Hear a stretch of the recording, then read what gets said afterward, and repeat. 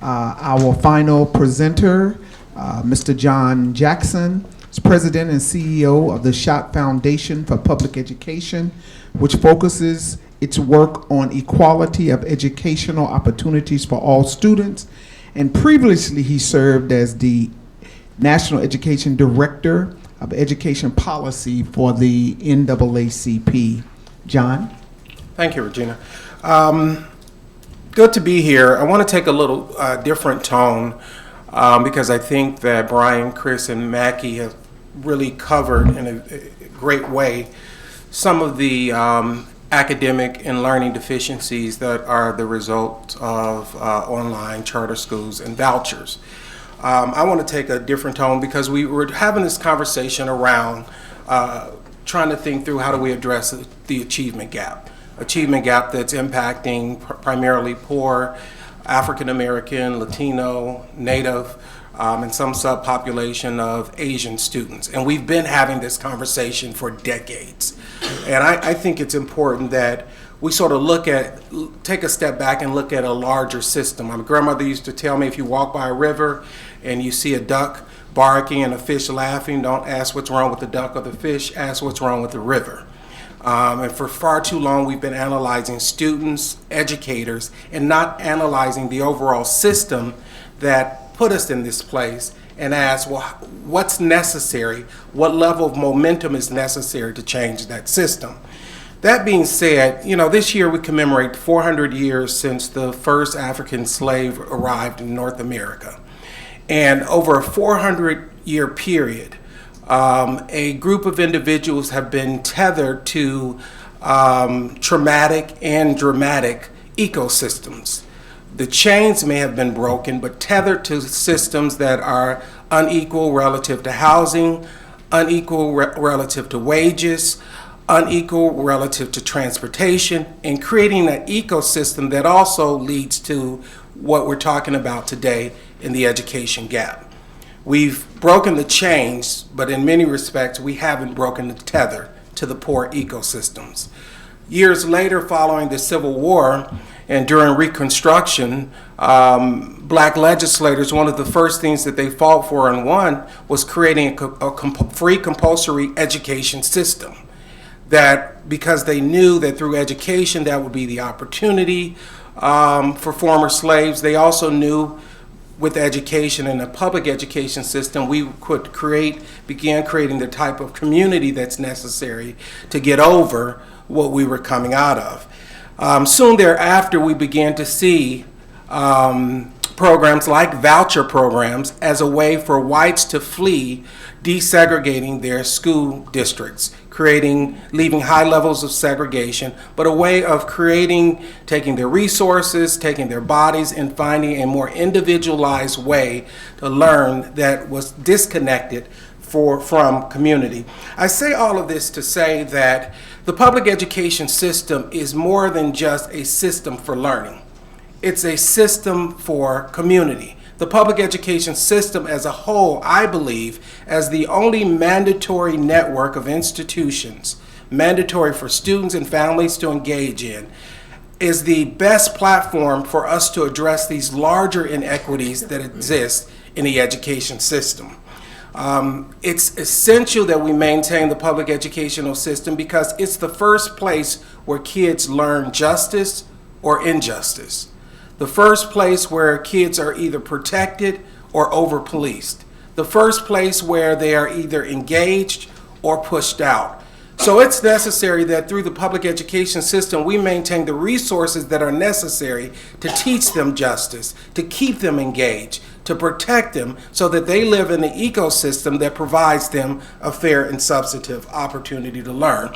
So I would say the days of us evaluating whether or not an education idea can sustain or is plausible just by learning alone are over, because there's a larger piece that we seem to be missing, and it's the wellness of young people, the engagement of young people, and it's showing up. I'll give a couple of examples. I sit on a couple of university boards, and it's happening at colleges across the country where they are now having to spend more resources on mental health services.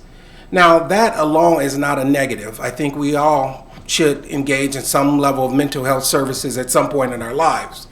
But even among the high academic achievers, what we're seeing is high levels of depression. They're less hopeful and they're less engaged. And many of you can go to the Gallup polls and look at the data from there. And I think this is significant, but because even I have a 16-year-old daughter, and even though I want her to perform well academically, I want her to be just. I want her to be fair. I want her to be engaged. I want her to be hopeful above all of those other things.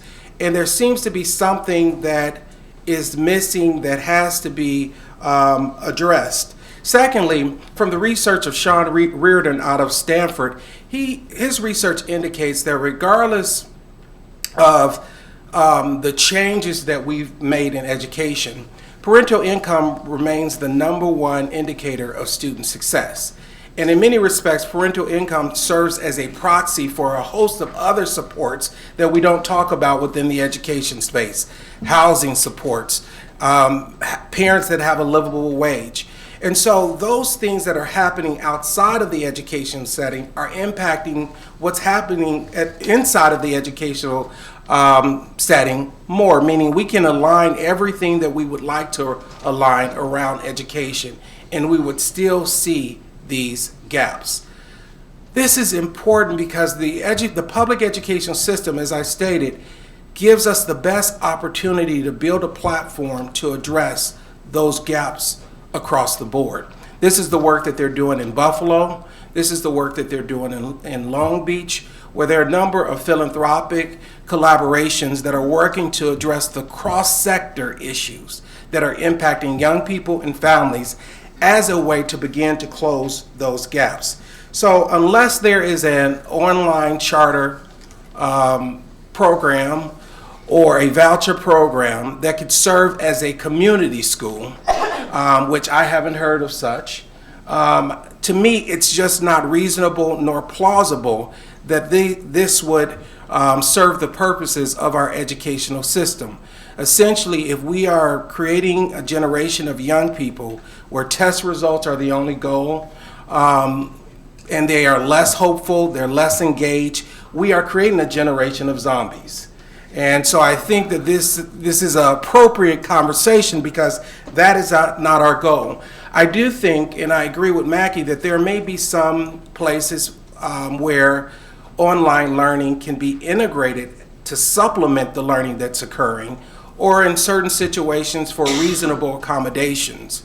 But to serve as the platform for learning or the platform for education, I don't see where online charters or vouchers could serve the fundamental purpose of strengthening community, addressing equity, and as we've heard, addressing the learning gaps. I know that some states like California just passed some legislation that bans online charters for 2 years, moves the authority to establish new charters to localities.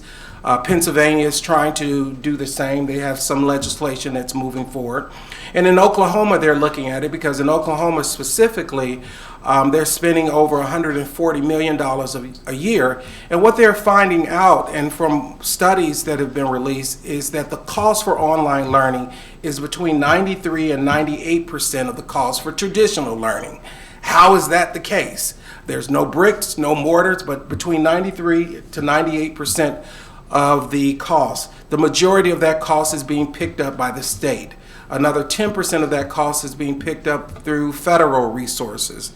And the point that Mackie just highlighted is what they're dealing with in Oklahoma, where their online charters have the highest rate of part-year student. A part-year student means the student is only engaged in online learning for part of the year. Yet they receive the funding October 1st. So they could receive the funding October 1st for all of the students that are enrolled, but many of those students are no longer enrolled several months later. So they're thinking through ways to address it. In short, I think we've got to take a larger perspective of the purpose of the education system, and specifically the public education system. And we have to begin to account, yes, learning is important, but there's a larger goal that we have to talk about, because we're losing a generation of young people because they are not buying learning as the sole goal. They want to be just, they want to be fair, they want to be engaged, and the educational system should be able to support all of those and those desires. Thank you.